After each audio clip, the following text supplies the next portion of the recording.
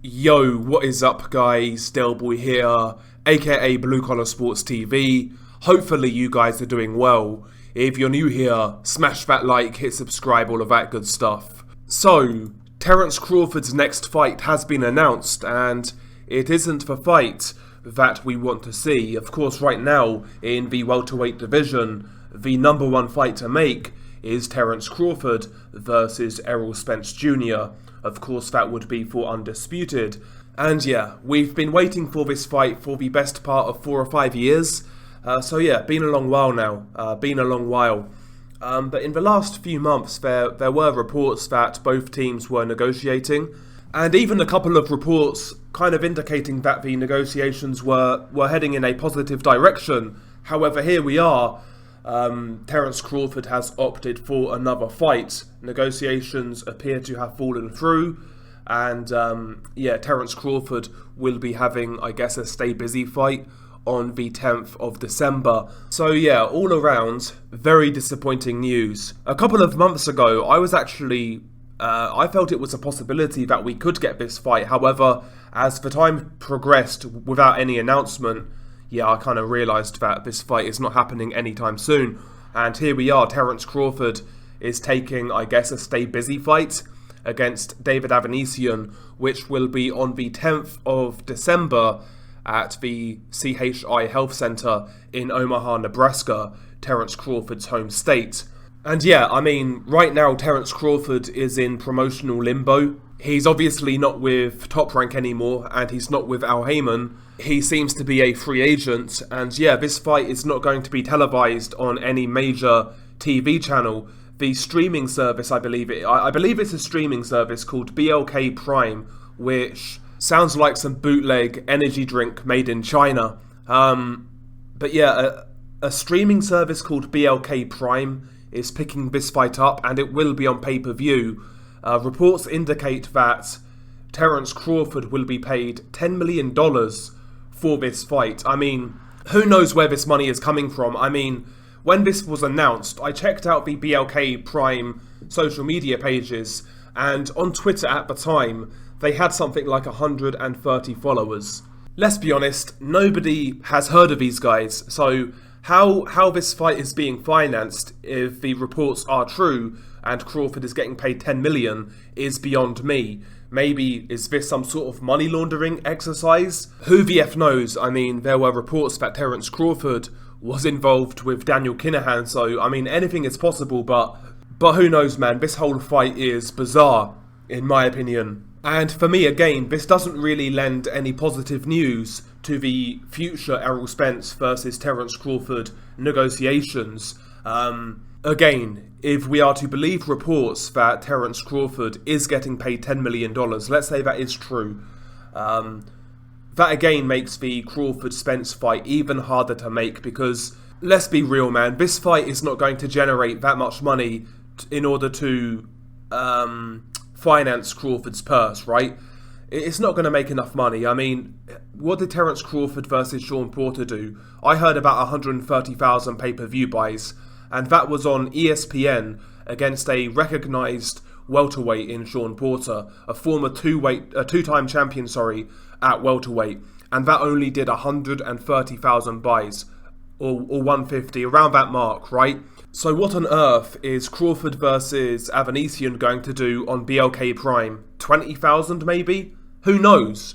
I'd imagine it's going to be a very low number. Ultimately, you would imagine that the show would run at a loss. You would imagine that the promotion would lose money on this fight.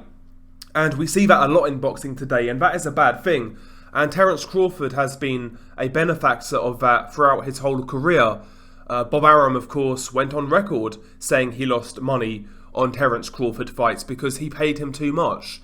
He paid him more than what he was bringing in, right? And we've seen that across the board in boxing in recent years, particularly from the PBC. When the PBC first came around, they was offering fighters exorbitant money to fight bum fights, basically. Leo Santa Cruz would be getting paid $1 million to fight the likes of Jose Cayetano. These guys were getting paid silly money for average fights. And also when the zone came around, they did the same thing. They paid certain guys crazy money, paying them money that they was never going to generate. I'm talking about guys like Demetrius Andrade. Look at that recent situation with Andrade. If you are Andrade, let's look at it from Andrade's perspective. Let's imagine that we are Andrade. If you're Andrade, right, and I'm getting paid $1 million or so to fight Jason Quigley, why would I then fight Yanibek Alimkhanuly for what, $1.3 million? Why would I do that? Alimkhanuly is high risk, low reward, and yeah, the money just isn't there in that fight. And when you're the likes of Andrade, who's been getting these crazy paydays against D-level competition, why would you fight a risky unknown for similar money?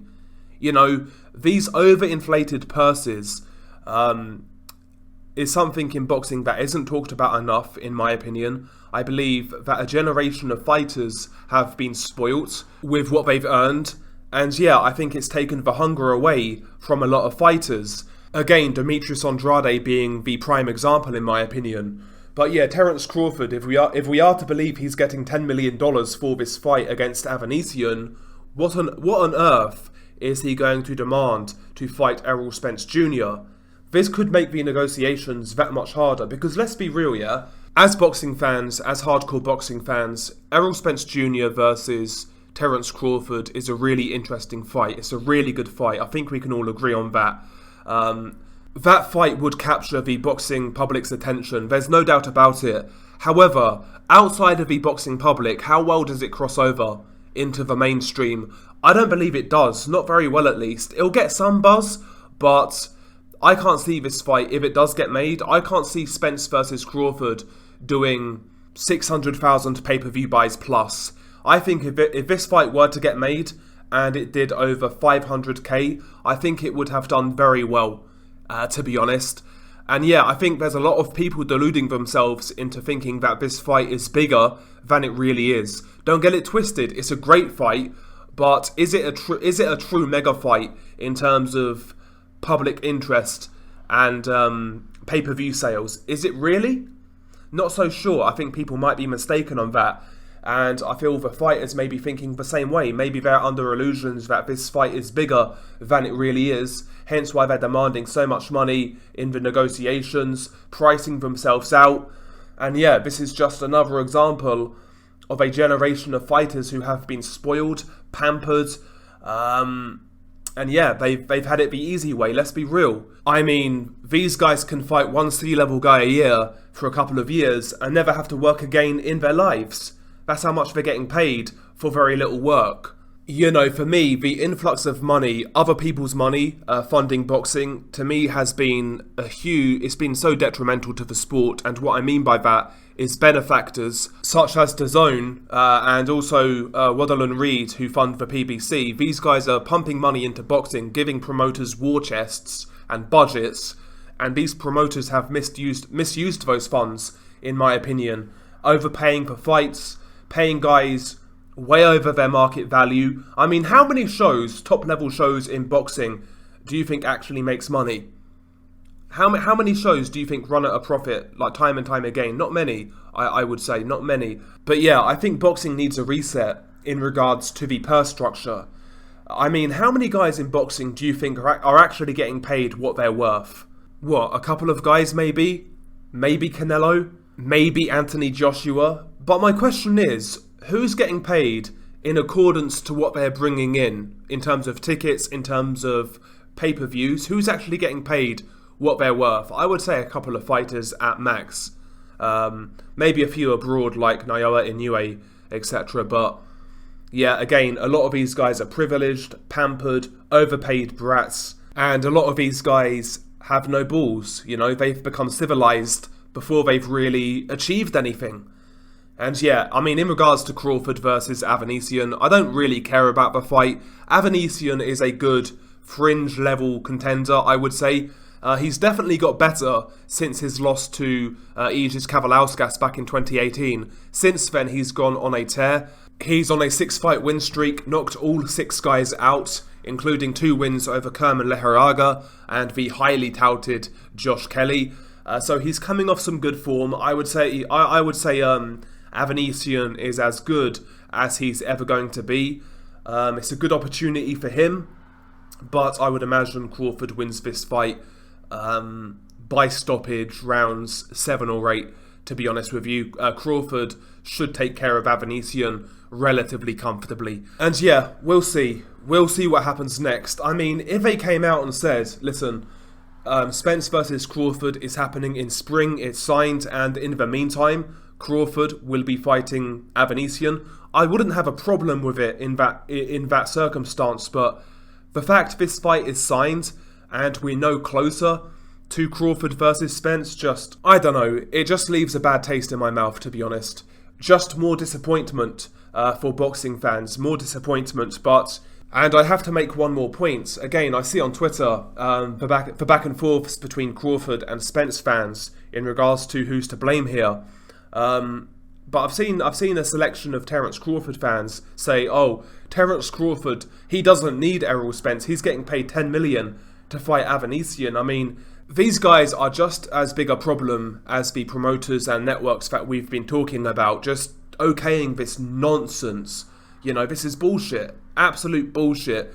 And they'll take this sort of circumstance as well. Oh, Crawford got paid $10 million to fight Avanesyan. MMA fighters don't get paid shit. Ha ha ha. That's the argument from boxing fans, acting like that means that boxing is more popular or better than MMA. Well, I'll tell you this right now. Ask any MMA fan, I guarantee you they believe they're getting a better product than boxing fans are. They're getting more fights on a regular basis. Yes, of course, there's a couple of fights that don't happen. There are some controversial decisions now and again, but it seems to me there's far less bullshit when it comes to MMA in comparison to boxing.